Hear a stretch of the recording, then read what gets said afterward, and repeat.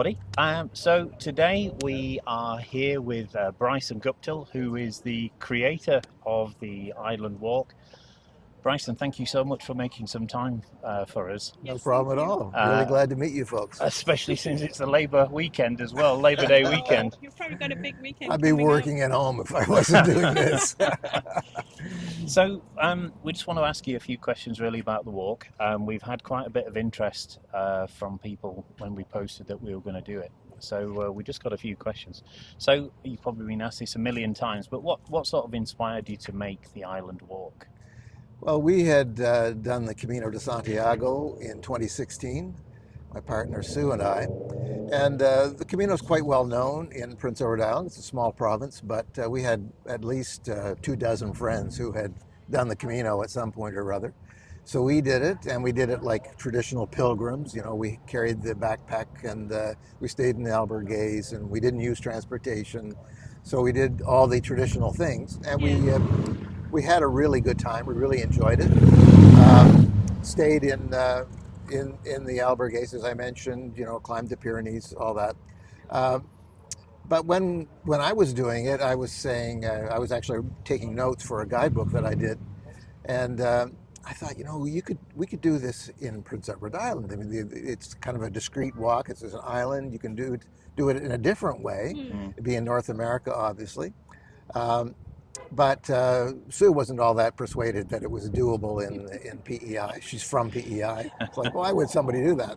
So, but by the time 2019 had rolled around, we had contemplated a few other long distance walks, and we had done the Rota Vicentina in Portugal, Oh, wow. which goes down to the south from Lisbon, and we really enjoyed it. And it's very rural, which is very much like PEI, and it's not well known. So, No. you know, there aren't very many people that are doing it. You don't see many people.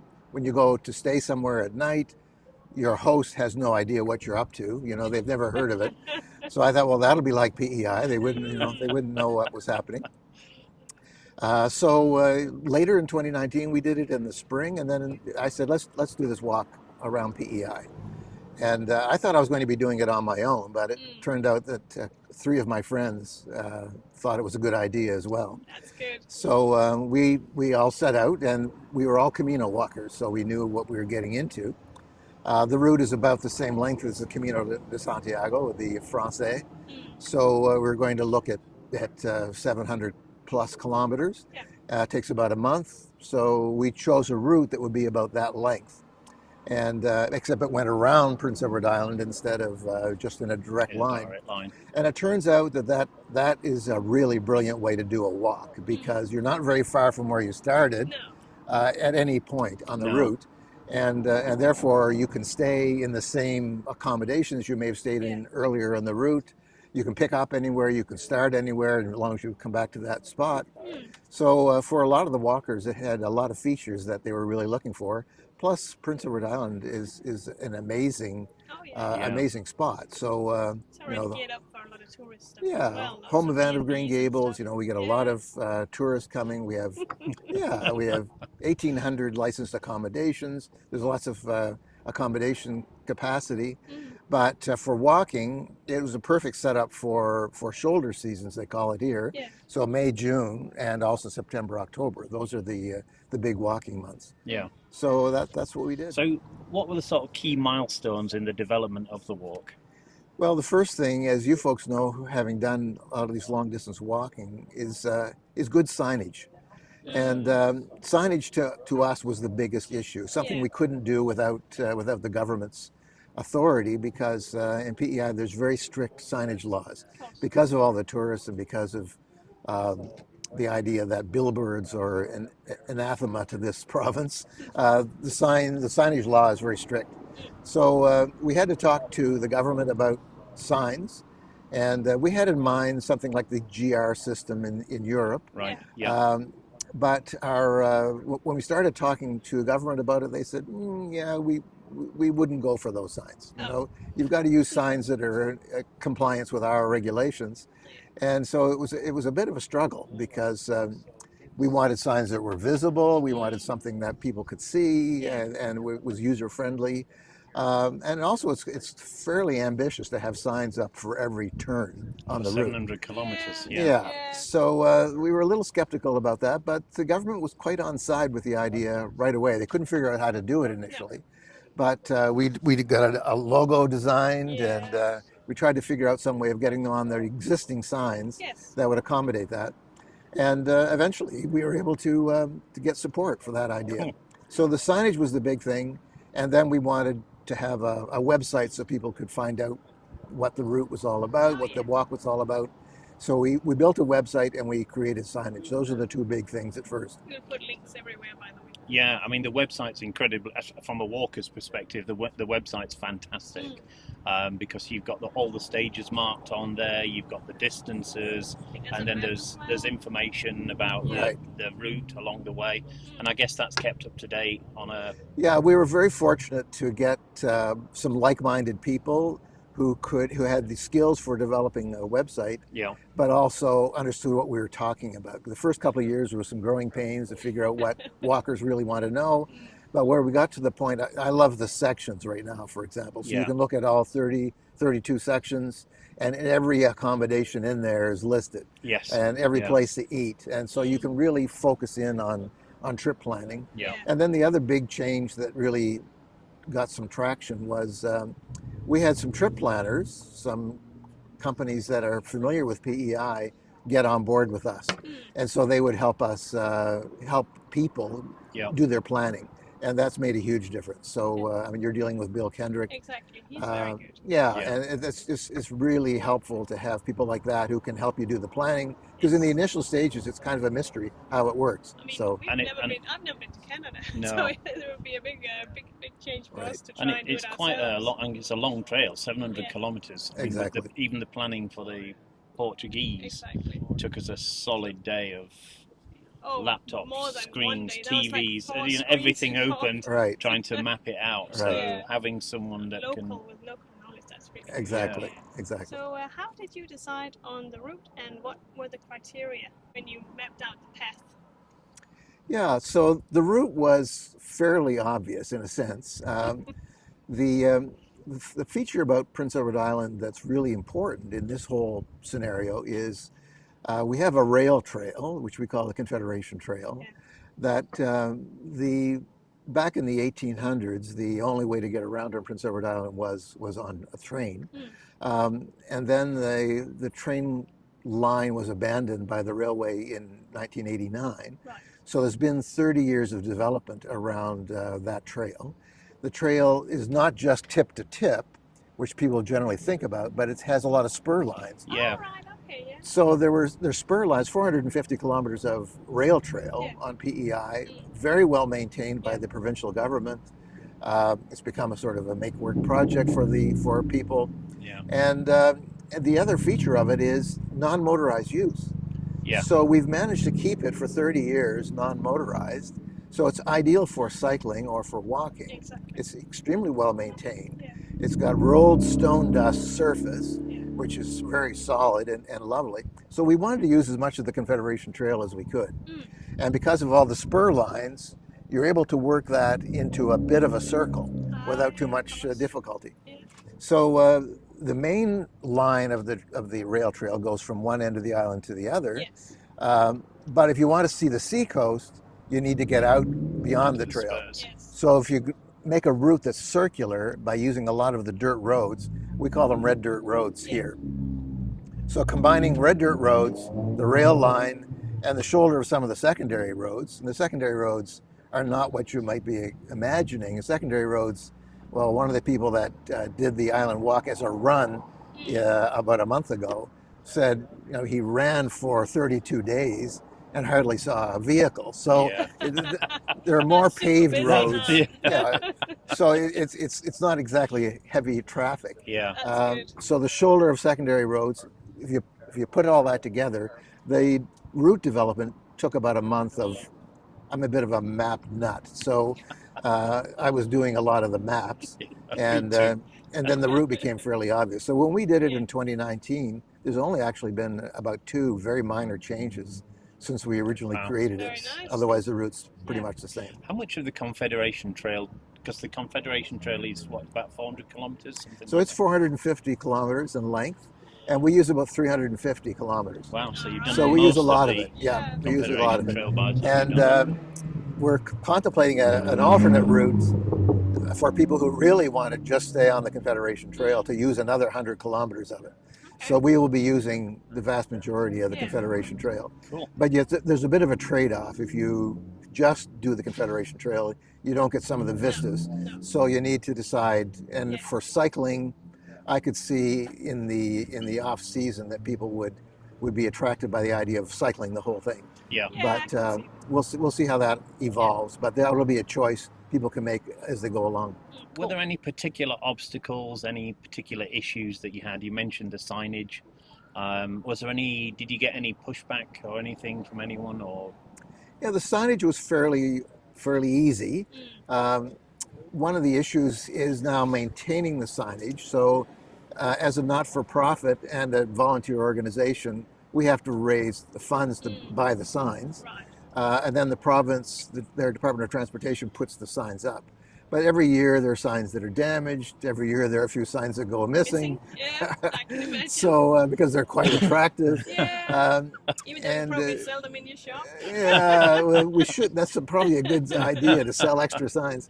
So that's been a bit of a challenge to keep the signage current.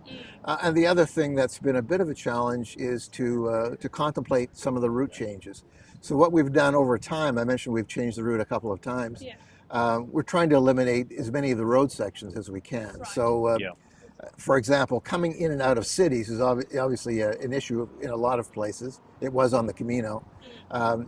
In PEI, there's a road that we had to take to get into town in Charlottetown. But now we've actually, this past week, we've eliminated that road Okay. and got a trail coming in that the province has helped build. Yeah. So you can come in through what we call Fullerton's Marsh. And the same thing with leaving Charlottetown. There's now an active transportation route that province has pretty well helped build. And we were able to use that route to get out of town. So you Right. can get out of town now without being on the highway. Yeah. So those little changes are important along the So way. you're on private land, or we'll be on private land some of the time, and some of the time it's the Confederation Trail, which I'm guessing is not private land. So how do you go about that? Do you just go and ask people, can I use your land? Yeah, so the trails that we're using are all on public land. Okay. Right. So the trails are all on public land, even if it's a dirt road Yeah. or the shoulder of a secondary road. That's all public thoroughfare. So anybody can walk it. There's no fees involved, but it means that you're essentially on public roads. There's some of the scenic sections that I've listed in my guidebook, for example, that could get you right out to the beach, and you can walk on large sections of beach. Yeah. But those depend a little bit on the weather, and they may cross some private land. So in that case, we've just got agreement from the landowner to allow us to cut across the land. But I talk about a couple of sections. There's one section on the north side beach where you go in at North Lake and you walk all the way to East Point. It depended on weather. So if it's blowing a hurricane or if it's pouring rain, Probably We will You be by might the not time want we to get do there. but otherwise, and there's another one along the Basin Head Beach, which is one of our most popular beaches. Yes. Yeah. So those I'd highly recommend, but they're not part of the official route. Right. Yeah. Okay. So what are some of the most surprising things you've learned since you opened the route officially? Well, the most surprising thing is the international interest, and it's been remarkable. I mean, we thought we might get a few Camino people, and we thought we'd get some local islanders. It's kind of the opposite of what we got. Oh, So really? we didn't get very many islanders at first, Right. but we got a lot of international Yeah. travelers. Ta-da. So yeah, so we've had Ireland, but we've had New Zealand, several people from New Zealand, people Yeah. from the UK. We've had people from virtually every state in the United States. Yeah. Oh, We've had people from every province in Canada, and that's largely because the walk really attracted international media, travel media, in the first few years. So we had a lot of good articles, Travel and Leisure magazine, National Geographic, Yeah. You know, we were in the New York Times. We've been in all the local I'm sure magazines. it was the New York Times that I saw Yeah. the advert for, Right. the article The about article, it. yes. Yes, But that was back quite a while ago. Right. So Right. it sort of popped up on our radar, didn't it? Even Yeah, then, back yes. then. BBC Travel. I mean, it's been in a lot. So we got a lot of publicity and a lot of good, knowledgeable people walking, and that really kick-started the walk. Now we had a few things to deal with. We started it the year before the pandemic. Yeah, not the best timing. So not huh? the best time, but in a sense, it actually gave us more planning time. So Yeah. and the development of the website, for example, happened mostly during COVID. So so that really was an advantage in a sense. Yeah. Okay. So how many people has done the whole thing? Do you know? Yeah, so there's been a lot of interest. There's probably been about 1,000 people since we created it that have done it in one section or another. But in terms of the entire piece, Yes. the number's a much smaller number, but we're very pleased with the number of people that have actually done the whole thing. Yeah. So it's probably less than 100 that have the certificate of completion. Yeah. So we have a passport system, much like the Camino. You've got a little passport book. You get it stamped along the way. We'll show that. That's something that's growing. Yeah. But I think we're up around 75 people who've done the whole thing. Well, This year we've had more people do the complete section, the complete walk, than we did last year. Last year, people do the average sections, time was don't about they? 2 weeks. Yeah, They so come they here do and do 2 a weeks. section for their summer holiday. Yeah, or we've That's seen right. yeah. posts That's right. of people saying that they've done section X That to they're Y, coming back. and Exactly. then next year they come back and do Y to Z. Exactly. Would you say more people do that, obviously, than Yeah, doing the so whole quite a thing? few more. Last year we had about 500 walking, and of that, probably only 25 did the whole thing. So they're picking off sections and staying for a couple of Yeah, weeks. perfect. How do you actually go about getting the passport and things? So the passport you can order it online. We have people that help administer the thing for us, and they'll send out the passport to you.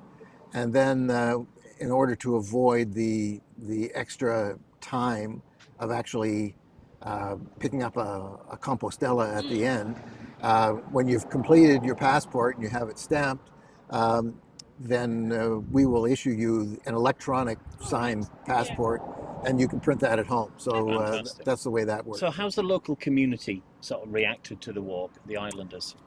I mean, it's a little bit under the radar for most people. PEI is quite small, so a lot of people know about it. Fortunately, a lot of the senior people in government know about it, so Good. that's been helpful to us. But in terms of the average islander, the average islander is not a big walker, so it's not really taking off until I'd say this year we're getting more traction from locals than we have ever before. So now we've got groups of 10 or more islanders getting together and walking it together. We saw that on the Facebook page. Often on yeah. weekends, yeah. Yeah. So that's beginning to happen. And then there's more visibility around the accommodation providers, and especially people that are on the route are seeing people coming along.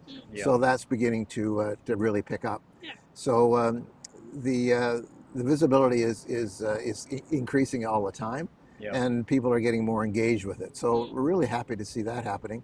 And I mentioned to you a little earlier, the other thing that's driving the knowledge of the walk is some of the walkers who've done it have stepped up and said, well, we need to have more infrastructure along the way. Right. So one of the pieces of infrastructure has been benches. Yes. Very So good. we've Like got A topic very near to our hearts.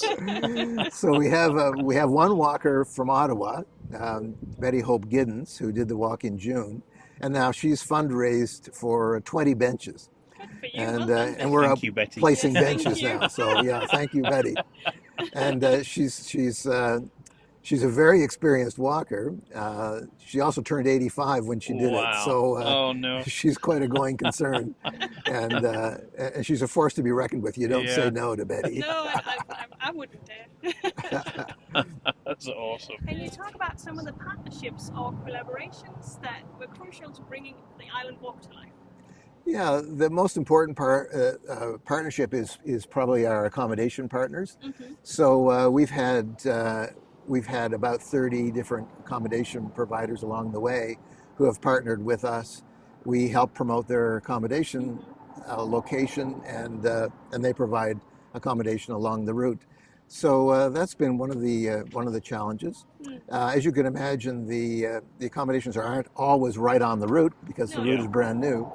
So one of the other things that the accommodation partners had to do in the early stages was they would pick walkers up and they would drop them off. So while you're walking, if you finished at the end of a section, then you would make a pre-arrangement to have your accommodation provider pick you up.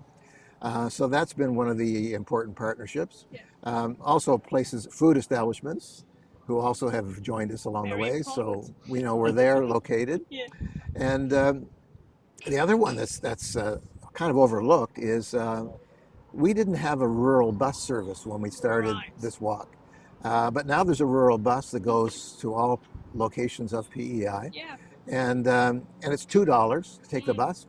And the bus goes morning and evening. So it's quite convenient for walkers. So if you don't want to pay to have somebody come pick you up and drop you off, then you can take the bus. And you can sort out the schedule without too much difficulty. And that's a good way to get to your accommodation if you're thinking about it. PEI is obviously, I mean, it's a very famous sort of tourist destination. What are some of your most favourite sections that you've done on the walk on the island? Yeah, some of my favorite sections are ones that probably wouldn't immediately come to mind. So one of the things that I like is walking on these red dirt roads. And in the fall, they often there's a canopy of trees over top of them. So, and they're very undulating, as you'll find out. It's not as flat as you may think. Oh no, I was promised flat. Yeah, no, so it's not all flat. There are quite a few hills, especially on these red dirt roads, and they can be absolutely gorgeous. So those are one of my favorite things. And then the vistas of the ocean are spectacular in some areas, especially up at North Cape. And then in East Point, the views are spectacular. And then the other thing about PEI is instead of just ocean, you also have a lot of rivers and you have a lot of bays. And the bays can be spectacular. So one of the sections that goes from Morel to St. Peter's, for example, is just a spectacular walk. You're going along the Confederation Trail. They're beautiful bridges, and there are these vistas of sandy beaches and sand dunes, and it's spectacular. So that is really amazing. Yeah, you'll love that. So how has the island walk evolved since its first opening, and what changes or improvements have been made? You said something about changing some of the routes. Yeah, so the route has had some changes. What's happened as a result of that is there's more trail walking and less road walking as time's gone on. That sounds good. And that will increase over time.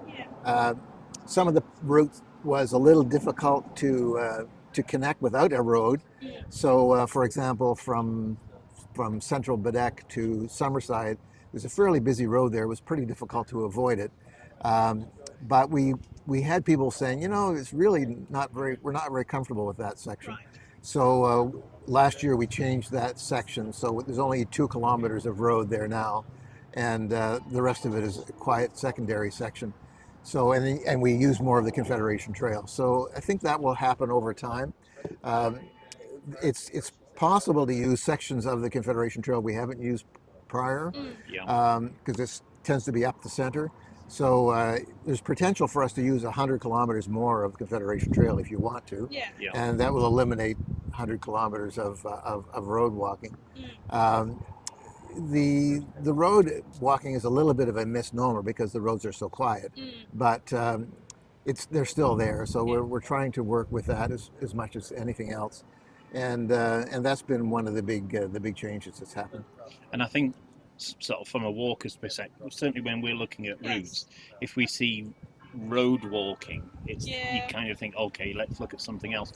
But road walking here is a very different concept to road walking, for example, in the UK, where you've got so much traffic or absolutely something. And one of the things that shocked me about the Camino, and you'll remember this too, is that although it's not road walking, some of it, there's a path but the path is very close to a Yes. 4-lane And you've highway. Yes. Trucks shooting down the So- side of you. Or in our case, when we missed the turning, we were actually on that Yeah, road we were with the literally trucks. walking down a That was not highway. fun. Right. One of the days when it was pouring down with Yeah. rain, wasn't it? So you asked me initially what I was thinking about when we set up the route.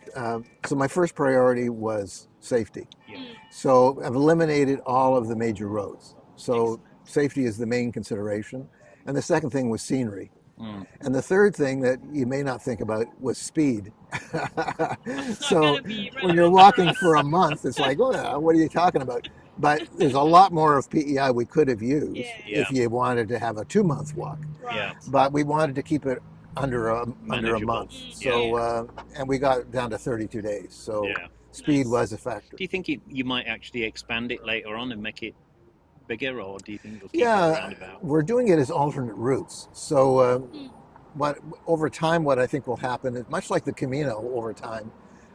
We'll give people an alternative to go into a little village Yeah. and spend more time in that village. That might not be right on the main route, No. but you can still walk there and walk. So Georgetown, for example, is Yeah. Yes. is on the route, but it's a little bit of a side trip. And the people in Georgetown would love to have us include them, Yeah. but Yeah. you have to walk to Georgetown and walk back. So Yeah. There is a payoff. yeah, there is a pay. There's a price you pay. How does the island walk reflect the unique culture and history of Prince Edward Island? Yeah, well, you mentioned Anne of Green Gables. I did. I'm wearing it. Yeah, I don't think she was walking a lot, but probably a horse and buggy. Yeah. But it recognizes the evolution of time in Prince Edward Island. There are a number of indigenous communities as well, so you go right through one of those communities, and there's some cultural aspects associated with Anne and other features. We have quite a few people who are knowledgeable of Anne of Green Gables and then want to hit all the highlights of where Yeah. Anne lived and where she grew up and that Yes. sort of thing, or where Lucy Maud grew up. So that part is part of the Island Walk experience. So because you're seeing so much of the island, you're seeing the average stay for a typical tourist to PEI was 3 days, 3 Yes. nights. So when you get people, the average for walkers is a couple of weeks. Oh yeah. If you're doing the whole thing, you can't do it in less than a month. So that's really a way of getting more of a feel for what PEI is all about. Yeah, You if you're get only here immersed for into it. absolutely, we Yeah. were saying the same thing, weren't we? Been here for a month or 2 months in our case, because we're slower than everybody else. You do get that time to Yeah, you get to feel the island. Yeah, you get the real sense of it. Yeah, you do. yeah. I mean, the most important thing really for me in doing this walk is it's kind of like going back in time in terms of the people you're encountering, because it's a much simpler way of life. Yes. It's a very rural economy, so there's a lot of farming and fishing, and you'll meet these people along the way. So either your accommodation partners. Yeah. One of the things I found about the Camino that was a little off-putting was that the accommodations really weren't, the people that owned the accommodations weren't really into the walkers. Yes. It was No. like Yes, two it's worlds. a It was the business. walker world Yeah. and it was the accommodation world. But here, the accommodation people are pretty much in the same social network Yeah. that you are, Yeah, where exactly. and as a result, there's a lot more connection with your accommodation provider. I've than, got to say as well, on the Facebook group, if you are going to do the walk, it's definitely worth joining that group. Oh yeah, Yes. definitely. You can ask questions on there. I mean, we just posted and said, can you recommend a few places to go and Yeah. see? And I think we got like 60 replies I know. of where to go and see. So the Right. the feeling of inclusion and community, Right. you can definitely tell is there. Yes. People are saying, come and see this, say hi when you're passing there. People Right. are proud of that place. Yeah, They you are. you can really sense the pride of people on the island. Yeah, the other part I find really endearing about the Facebook group, the private group, is people who've done it before continue to provide comments. Yes. So you'll sometimes note, I know you've noticed this, is they'll put a number after their name. That's the number of their certificate. Right. I wondered what that was because there was a hash and it was 63 We or will do that. something else. Exactly. Yeah. So So that's Got what you. that's all Oh, about. that's So excellent. we found Okay. out last year that people they don't want just the certificate, they want to have a number on the certificate. That's really good. That's Yeah. excellent. What's some of the more sort of have you got any memorable stories from people that's walked the island? You mentioned Betty, of course. Is there any other sort of stories? Yeah, there have been some great stories. So two women that walked it, I think in 2022, that I got to know quite well, met them along the way. Um, they were having one of them was having some issues walking after a while. She was getting blisters on her feet, so she rented from somewhere along the way a walker. Perfect. So she was walking with a Hope it's walker. not gonna be us. I couldn't believe it, and still continuing along the way. So Okay. I met her at the end, and she was coming down the road with her girlfriend, and she was using a walker. The other thing that they Excellent. did is they kept walking in November, so they did it, which is late in the season, It right? is, Yeah. yeah. So they were doing it at that time of year. So that was crazy. There've also been some great stories around. We had a big windstorm here in 2022, and so a lot of the walkers were stranded after that. Yeah. But two of the walkers continued their journey after the windstorm, and the Confederation Trail was blocked with trees. Oh. So they had to reinvent their route. Oh dear. Oh That's dear. determination, isn't That it? was real It is. determination. And several people came back the following year Yeah. because the windstorm cut their Yeah, trip short. They needed that Compostela. Yeah. So for a first-time walker coming to PI doing the island walk, do you have any advice for them, or how do you suggest you prepare for coming here? I think it's a really good idea to sort of browse through the website because it has a lot of good information, and prepare like you would for any long distance walk. So not at all. So about half the people doing it have had some experience with the Camino. Yeah. So they're either planning to do a Camino or they've already done a Camino. So they have a bit of a sense of what they're going to encounter. Yes. So you need to do a little bit of training, walk a few days anyway. Check. When I was training, I was doing about 10 kilometers a day for about a month before, and wear footwear that's going to prevent blisters as much as Yes. possible, Yeah. things like that. Some people like using walking sticks, some people don't. Yeah. So those kinds of things. But don't show up with no preparation No. whatsoever, because we've had a few folks who've done that, and it usually ends in disappointment because Yeah, I bet. they haven't got any plan for accommodation. No. We had some folks who got lost; they didn't follow the signs. Right. Some people who came to cycle who stayed on the main highways instead of Oh, doing the no. route, and then got disappointed that they didn't meet their expectations, but they Right. didn't follow the route. So. Yeah. So those kinds of mistakes you can easily avoid if you Yeah. just do a little bit of reading Yeah. beforehand. Are there any sort of common misconceptions or anything about their walk that you want to address? Is there anything that people sort of mention or get the wrong idea of? Yeah, I guess the biggest thing is it's not a continuous path that's 3 meters, 3 feet wide. It varies. The topography varies. It's half of the route is Confederation Trail. Right. So the Confederation Trail is obviously what it is. It's quite wide. It's a former rail line. It's not torn up because it's rolled stone dust and there's no traffic on it. Yeah. But it is a trail. It's pretty straight, for example, Yeah. in some sections, because it's a rail line. Yes. Then the undulating roads are undulating. They're red clay. Yes. They get slippery when they're wet. Oh, good. So they aren't bad. They Keep the drain pretty hiking well, sticks. but Yes. you want to have the right kind of shoes. Yeah. Yeah. And the other thing is the other quarter of the route is shoulder secondary roads, Right. and some of them are paved shoulders, but some of them are just grass. Yeah. So if you're walking in the grass, you're going to get your feet wet after a Yes. rain. Yeah. So you want to have Gore-Tex shoes.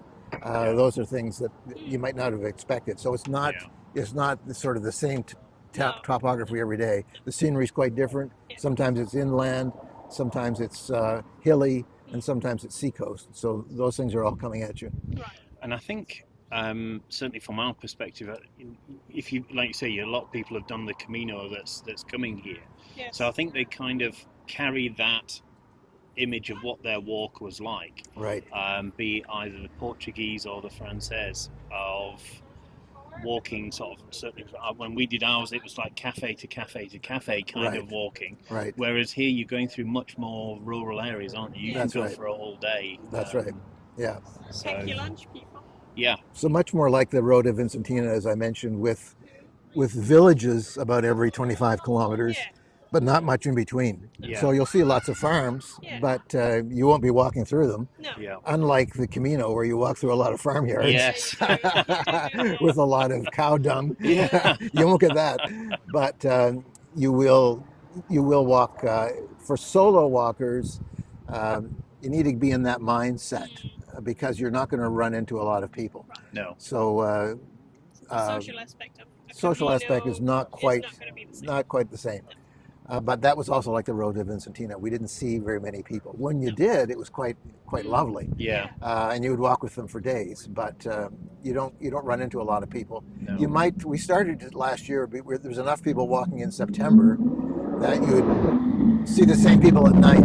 So you when you're in your accommodation at night, you might encounter someone that had been walking. Yes. And I love that social feeling when you get it. How do you see the island walk contributing to the tourism and the economy of Prince Edward Island? Well, I think in a couple of ways, not just tourism, but also in physical fitness. So people are worried about, getting enough exercise and having a sedentary lifestyle. This is a way in Prince Edward Island of taking advantage of the trails that exist Oh, yeah. and getting out there and using them. I belong to another organization called Island Trails, and we have quite a few hiking trails, woodland trails we call them. And this is a way of getting people out to the woodland trails and also using the infrastructure that exists. Yeah. But in terms of actual numbers, it has a big impact on tourism numbers because people are staying here for a much longer time. So in terms of accommodation, last year we had about 500 walkers, but we actually asked them how long they were staying and where they were staying. It created 10,000 bed nights. Wow. Yeah. So 10,000 bed nights That's is a a lot. significant amount That's the number of bed nights that were created by the Canada Games. So that has a big impact, So and you it said- has an economic impact too. You did say that the usual visitor to Prince Edward Island will be here for 3 days, which Right. is, 30 days is a lot more. Exactly. What do you hope that people will take away from their experience of walking the island walk? Well, the main thing I hope they will take away is the connection that they'll build with people on the island, and their feeling of being part of this community that's quite different than the city environment that most of us have gotten used to. Yeah. So I'm hoping that will resonate with people. The motto for the island walk is "Come back different," Oh, nice. and Lovely. that's sort of hokey. What does that mean? But the people that are walking it, when you spend a month just walking, you do really feel different. There's a spirituality to it that you just don't normally get in your day-to-day life. No, Yeah. no. And living out of a backpack, and carrying everything you have with you, gives you a different sort of a feeling. And I'm hoping that people get that sense when they do this walk. The ones that have finished it now are raving about that experience. We had two last year who did the walk that just they couldn't get enough of it. They couldn't get enough of the feeling. Yeah. And then they went back to their jobs in the city, and they really had a sort of a like, we can't wait It's to the get back. Camino blues, isn't it? Exactly. I mean, the Camino blues is. I mean, It's a real thing. It's a real It's a thing. real When thing, we finished the Camino Portuguese, Yeah, Keith was very sad. Tina that was day. really happy. I was gutted, and I was really, really down because Right. I mean, this. We planned to No. do it for 5 years. Yeah. That's Right. a lot of pressure on.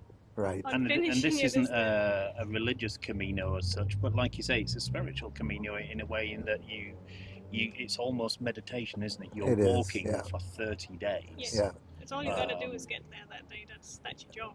Exactly. Yeah. Exactly. Yeah. It really makes a difference in your life. It's important, and that's why we're getting so many people coming back. Yeah. and doing more of it. Yeah. So, and that's probably like the Camino too. I mean, I have a lot of friends who've done the Camino many times. Yes, we'll be So- doing one next spring as well. Yeah. If Yeah. all goes to plan. Exactly. Yeah. I think as soon as people finish it, a walk, You've got to start planning the they next start one. looking Planning the for next another one, one. Yes, yeah. that's what we did. What are your dreams for the island walk for the next 10 years? I'd like to see it continue to be important for people who like to walk. There's nothing really like it in North America, No. so it's quite unique, and I'm not so concerned about numbers because these walks can become overwhelming if they become too popular. Yeah. So I like the Rota, which probably has about 1,000 walkers a year, Mm. which is a kind of a manageable number.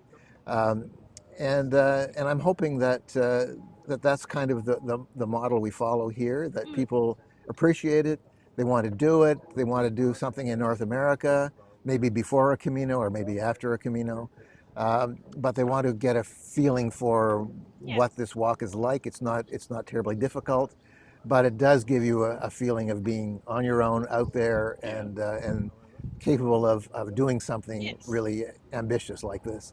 So I hope that part is what people take away from it. I mean, one of our dreams is to do the Colorado Trail, but that's a lot wilder than where we're from. This is like sort of a starter. It's a little bit remote, but you're still Yeah. safe enough that you get to have a Right. B&B in Right, the evening, right. and you don't have to worry about bears or Yeah, we have a anything like that. segment of the trail in PEI that's part of the International Appalachian Trail. So that's the Oh. extension of the Appalachian Trail Very beyond cool. Mount Katahdin. And we have 150 kilometers of that. Well, it probably has 2 or 3 walkers a year. Yeah.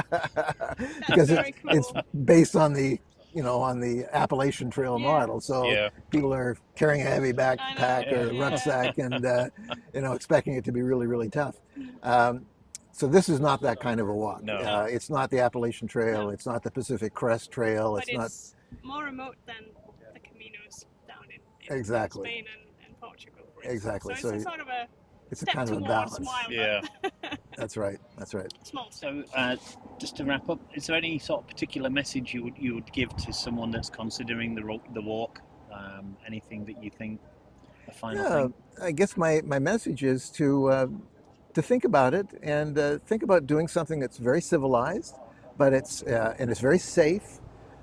We don't have any wild animals. We don't have we don't have any issues with beasts Bears. on the bears or anything else. We don't have those things in Oh, PEI. good. And you're never very far from a community, maybe Yeah. 5 kilometers maximum. So it's safe. We have extremely low crime rate in Prince Edward Island. So you can feel very safe and comfortable, but you're still getting the experience of a long distance walk. Yeah. So I like that idea. I like the idea that people are getting their steps in, Mm. but and they're experiencing a different culture, but it's in a North American context. Yes. Yes. So it's not an entirely different world. No. So that's the part I'm hoping people take away. We actually said that when we were driving around yesterday. Yeah. For us as Europeans, it feels sufficiently different Yes. that it's got that sort of foreign element to it, Right. but in a comforting kind of way. It's not Right. a scary Right. feel or anything Right. else. It doesn't feel that you're in anywhere that's going to be a problem to you. No. Quite the opposite. Exactly. People here have been Lovely. so crazily friendly. Yes, Yeah. they really are. Yeah. Both from the website and from the Facebook group. Yeah, and from the people we've met. We've Everybody met. is so sweet. Yeah, That's everyone's great. so friendly. That's Yeah. great. Yeah, I'm glad to hear that. And you've got to chat with Heather. Yeah, you we'll you really get a definitely. sense of Yeah, we'll do. that community and that enthusiasm. So, Bryson, thank you so Yes, much thank for you that. so Oh, much. you're very welcome. And thank you very much for all the support and things we've had in preparing for this. So we've got a couple more days to Sightsee. sightsee, gather our kit together, and then we hit the trail on Wednesday. I want to say running, but it probably won't be. No, it won't be running. We'll be trundling. So thank you very much for watching, everyone. We hope that's been useful, and we'll see you again soon. Bye. Bye.